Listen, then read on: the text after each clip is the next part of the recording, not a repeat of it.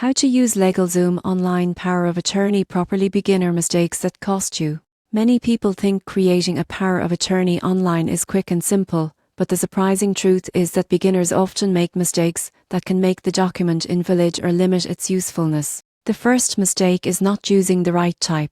LegalZoom offers financial, medical, and durable power of attorney, but beginners who select the wrong form may not achieve the intended authority. Identify the exact purpose before starting. Another common error is failing to appoint a reliable agent. Beginners sometimes choose friends or family without considering availability, trustworthiness, or capability. Pick someone responsible, willing, and legally able to act on your behalf.